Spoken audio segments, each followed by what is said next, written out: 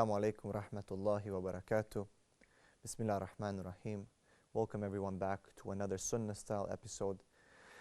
We are talking about losing my faith. This is the third part in a series, a very important series that deals with a very, very important subject, and that is people leaving Islam. It is a reality. People need to face it. We as Muslims need to face it. We need to deal with it, and we need to know how to fight it. How can we protect our children, our youth, the future of Islam? How can we instill in them the proper understanding of Islam, the love of Islam? And at the same time, how can we refute and be able to learn how to counter these arguments and understand the deceptive methods and techniques that people are using in misguiding our Muslim ummah? We have talked about my experience in Africa in the previous show. Now I would like you to listen to the experience of a very renowned sheikh, a very good brother, mashallah, may Allah bless him, Sheikh Abdullah Hakim Quick. When he was in Africa, he said that one of the first things that he noticed, that how the Christians are working, how they're doing their dawah, is they have built churches like mosques. Okay, the structure, the architecture is very similar now. Why is that? Well, it's very, very smart actually. It shows that someone who is educated, who has a plan, who understands human thinking, the dynamics of human thinking, the dynamics of culture, he understands and studied it based on research, is slowly knocking down the barrier between the Muslims and the Christians to make the two seem more close to each other, or make the Christianity seem more acceptable to the Muslim. Slowly knocking down that wall, that faith wall that is saying that no, these guys are different. Their beliefs are contradictory. There should be something to show that they're different, that we should differentiate ourselves from them. So they're slowly trying to break that, and that is very smart. I mean, these guys have a plan, you can tell. So people, when they look at the two, they say, it's kind of like, well, it's almost the same, right?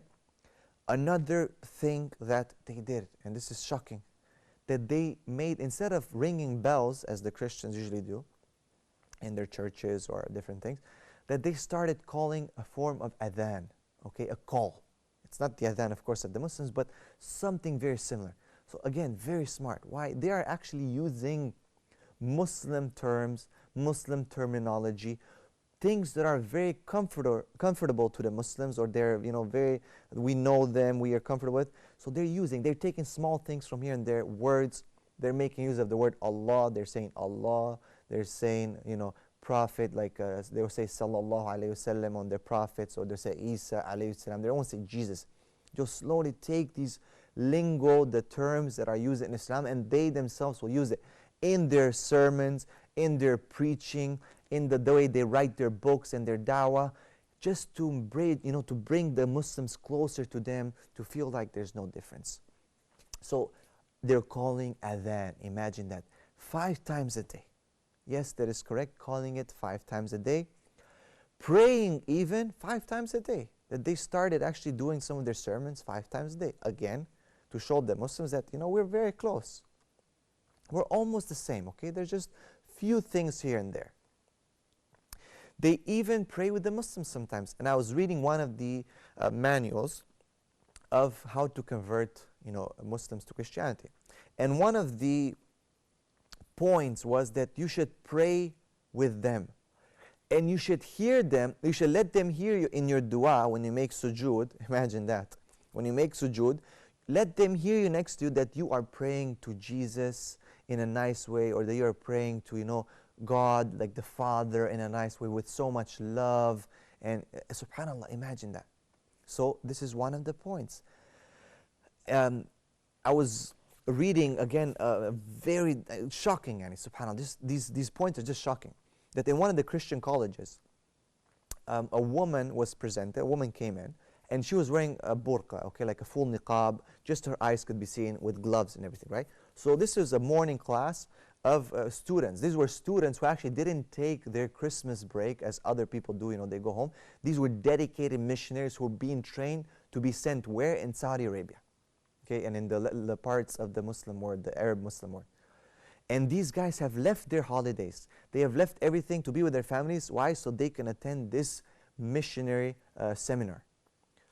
So they're basically coming in, they're sitting down, and all of a sudden this woman walks in with full niqab. Okay?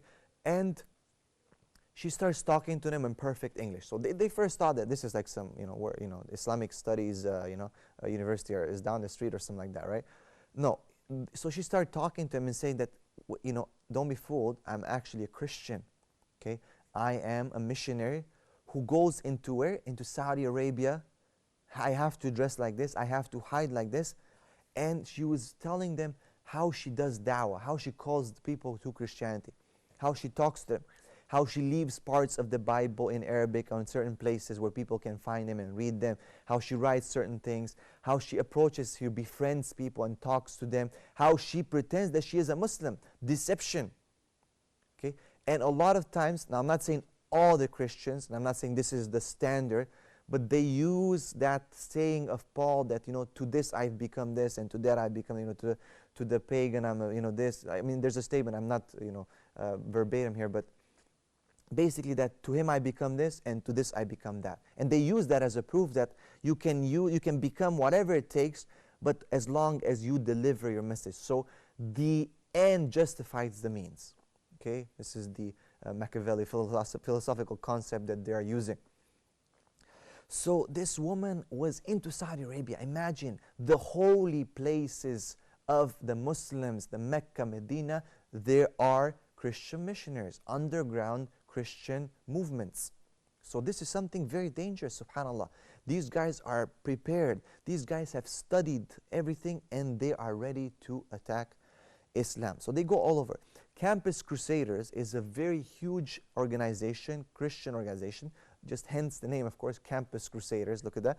They focus mainly on universities, but they have millions of dollars of budget and thousands of missionaries, and they are very well organized. They have missionaries all over the world.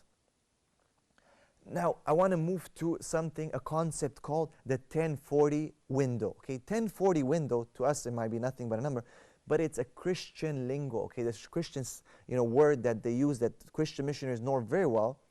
And it basically kind of like a window of a rectangle with boundaries of latitude 10 and 40 degrees north of the equator. 10 and 40 degrees north of the equator.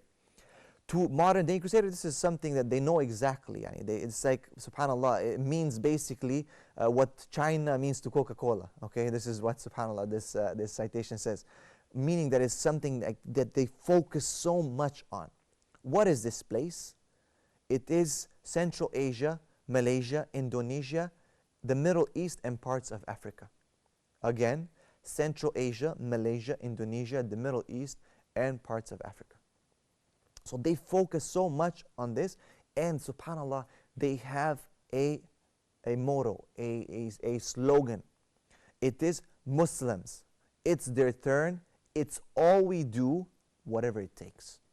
Subhanallah. Muslims, it's their turn. It's all we do, whatever it takes. I had the chance of meeting an interesting missionary while I was working in Canada. At the time I was in university, I was working in a store, in a computer store, and these young missionaries came in and they're talking, we started talking, I was trying to sell them a computer, and lo and behold, it came out that they're missionaries. And I was asking them, like, what are you guys doing? They're saying, no, we've been trained to be missionaries, and this is what we do. And I said, I'm also a Muslim missionary. Kind of, I told them, I give da'wah, I tell people. So we should have sometimes some discussions. They say, what, we don't have time, actually. I said, they're leaving somewhere for a mission. And I said, okay, what do you guys do? Like, I work this, and, I'm a student. What? He's like, no, we don't do anything, actually. This is our job. We are paid, and this is what we do, 24/7. We go, and there was a husband and wife, subhanAllah, look what they do. And they dedicate their time, and they're being paid very well, very, very well. So compare that, subhanAllah, to the endeavors of our da'wah.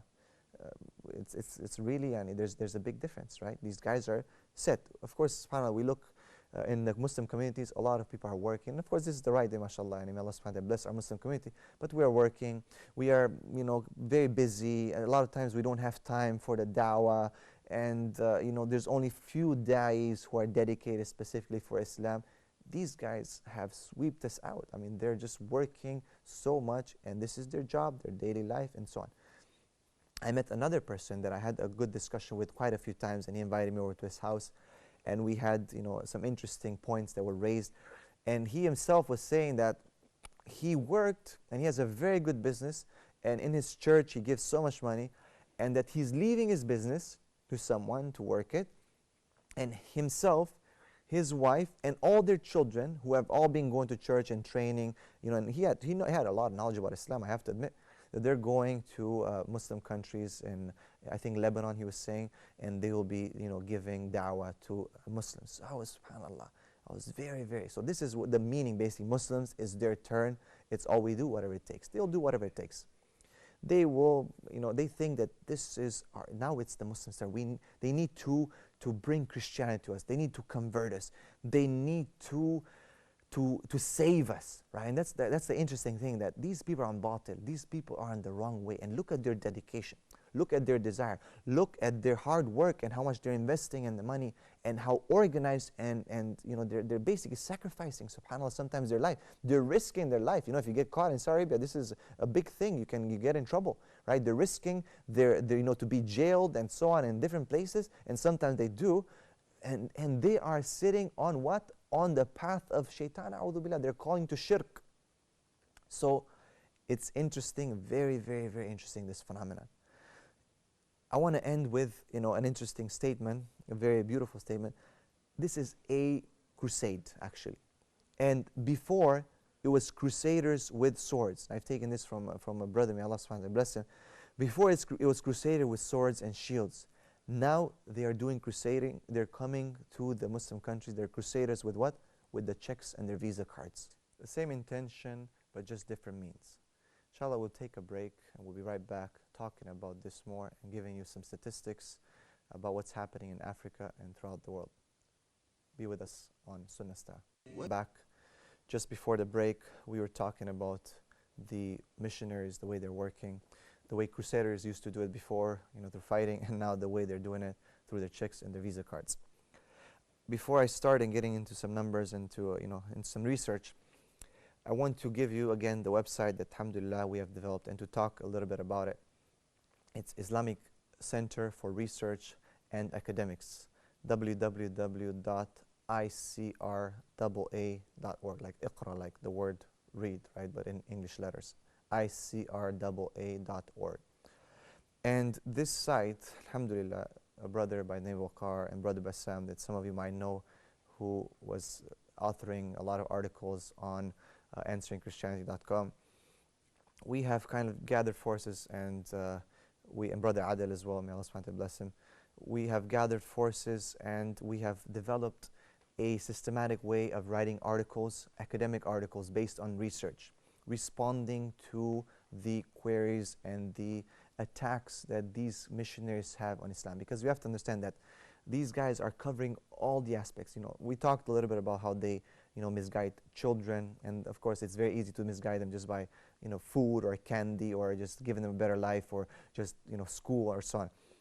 But these guys are also studying how to misguide the Muslim academics, people, the lame people, people such as myself and you, students, women, men, engineers, doctors, and they actually go into, subhanAllah, our own books, and they try to take a hadith or certain ayats, try to take them out of context, and try to put doubts. Okay, they don't care about anything else, but if they can, put one little doubt and confuse you about something, and then attack you more and more. So we have answered a lot of these things by going into the Quran, the Sunnah, the tafsir of the ayats, the scholarly tafsir, the old tafsir, the tafsir of the Sahaba, the tafsir of the scholars, the imams, and we have taken and analyzed and did it properly, not from our own hearts, not just from our own minds, but a lot of these answers are there. Someone needs to take it together. In the Arabic language, of course, there are many, many resources, and many scholars actually who have answered to a lot of these queries. But in the English language, I would say that this work to this quality is unprecedented. So make sure you check it out and you spread it to people so that they understand and they can be educated on this. Now, let's get back into it. I want to give you a few statistics And I'm going to talk a little bit about Africa. Why? Because see, Africa is such an interesting place. And there's been a statement that a Christian leader said that they had a goal that by 2010 that they wanted to Christianize like half of Africa or more than half. Okay, of course that goal has failed, alhamdulillah, walillah alhamd, but it's definitely, they're moving to their goal, subhanAllah, somehow, and we will see the numbers. But see, Africa is, it's such an important place for the Muslims. The da'wah has spread into Africa and in such many beautiful ways. And the African countries, the African nations were such strong Muslims and were such a strong backbone of the Ummah. And these people know that if they break Africa, then they can actually take that over and they can spread their da'wah to the rest of the world. So I'll give you some statistics. That in the 1900s, there were just 9 million Christians in Africa. That's 9% of the population. In 1980, the population had grown to over 200 million. At this current growth of rate, it can be predicted that by the year 2000, okay, this is 1980, imagine, this is, the population was 390 million, okay? That is about 48% of the population. So again, people might have issues with the numbers. This is quite a reliable statistics. But what I'm saying is that just to trigger an alarm, okay? As I said, even with Save Maryam, the endeavor that's taking place in Indonesia, Muslims are wasting their time debating over statistics. And this is an issue and we need to deal with it. The Washington Post on February 22nd, the CIA admitted something very controversial. And this is what's going to start me into what I have to really say, the crops of this show. They admitted to a very controversial loophole, okay, that permits an agency to employ clerics and missionaries for clandestine work overseas. So basically, they're actually allowing for these people to come in, the government is somehow helping them, and they're going to convert and to give their dawah in the different places. Now, where do they want to go? Of course, they go to war-stricken countries that sometimes the same countries and the same governments are the ones who are attacking these countries. So they bring not only destruction upon the land, but they also bring in their missionaries to say that, hey, we'll destroy you, but we'll also save you. Right? And we know that very well that's happening today in many, many Muslim countries, right? That we created the problems and we're also going to give you the solution, okay? Which is such a contradictory and hypocritical thing. But a lot of people don't think anymore because they are surrounded by destruction, they're surrounded by pain and suffering, and they just need a way out. And this is one way that the people misguide these people. So they said, subhanAllah, if you go to a missionary church in a typical African country, you will find that they, as I said, that they use typical words that are very well known to the Muslims. And I touched upon this a little bit, but I want to touch a little bit more and give you some more examples. It's gone to such an extent that they're actually using like tajweed when they are reciting their holy book, when they're reciting their Bible, whatever they might recite in their holy books. They will use like tajweed, kind of like they're trying to copy the tajweed of the Quran. Again, why? So that the Muslims might think that this is something that is very close. Another thing that I found is that they use like names from the Quran, such as Al-Furqan, and they have made a book, okay, called the True Furqan, that some people have made it to seem like the Quran, and it's in Arabic. And of course, Muslim will never buy the Alhamdulillah, because Allah subhanahu wa ta'ala has guarded the Quran, and no one will ever be able to distort it. But look at the audacity of these people and what they're trying to do. Another interesting thing is that they changed the preacher pulpit to kind of like a pulpit to look like the Muslim pulpit, okay, to look like the member of the Muslims when they're giving khutbah. So you see these deceptions that are taking things. So it's basically, as I said before, to make it think that, Christianity is not that bad, let us accept it, let us, bring it very. There's a book called Shahadatul Quran that these people have developed, and it's specifically targeting Muslims. And look at this deception. What are they trying to do? In this book, they're basically trying to quote different Quranic verses, such as Surah An-Nisa, verse 171, referring to Isa alayhi salam as a prophet, as a word and a spirit. Then they try to apply their own, satanic tafsirs, subhanAllah, and claim that this refers to the Trinity. Look at that. Why? Because there's a prophet, a word, and a spirit, right? So they'll say, okay, look, 3. So therefore, the Quran is applied. And I've seen people have emailed me and asked me about this. such as, why does the Quran, for example, say the word we? Okay, why does the Quran use the word we? Nahnu, for example, right? And it refers to Allah subhanahu wa ta'ala. And I explained to Nispan that in Arabic language, like in the English language, okay, this is a plural of majesty, and that even the queen refers to herself sometimes as we, okay, in England, and many people have in their languages talks when you're talking about someone of great majesty, that you are using this word. We, of course, yani, there is no comparison. Laysa kamithlihi shay. There's no such thing. But the language speaking, right, that this is applying. So a lot of times the Christians will use that and say, see, it's a plural. Therefore, it's your Quran is talking about the Trinity. You see the plural. First and foremost, be a bit smart. This nahnu, okay, in Arabic, does not refer to three. Okay, the plural can be 3, 4, 5, 6, 7, whatever. So it has nothing to do with the number 3. Okay, but without a doubt, as we know very well, قُلْ هُوَ اللَّهُ أَحَدٌ. This is just very simple. Our aqidah is very clearly defined. It's very in line with the language, with everyone. It's only the minds of people and their internal desires and their their satanic tafsirs that they're trying to actually, distort the meanings, and they're trying to fool and lie to the people. This is what it is in the end. It's fooling and lying to the people. And I love it, because every time they bring these kind of things, I said, you don't know how to speak your own language, do you? And they're like, what are you talking about? I'm like, man, because you have the same thing in English. I'm like, no. And then I showed them the example, just a literal example in English, a saying or something like that. And I say, so who do you think you're lying to? And then they'll say, okay, but what about this one, the Prophet, the Word, and the Spirit? I'm like, come on, man. He is called a Prophet, a Word, and a Spirit, okay? A Prophet, a human being, a Word because he spoke the Word that Allah subhanahu wa ta'ala has inspired, and a Spirit because he is a Spirit created by Allah subhanahu wa ta'ala. And it's just so clear. I mean, there's no confusion except in the minds of the missionaries, and even there, I doubt, and I doubt there is. It's just intentionally they want to lie and lie and lie. So then they, as we said, and they have many. I mean, they talk about many other ayats, and they put in this book, and they publish many fabricated stories of Muslims who discovered truth, and so they put in this book and they distributing it to the Muslim community, okay, misguiding them. So this is something that we need to look at.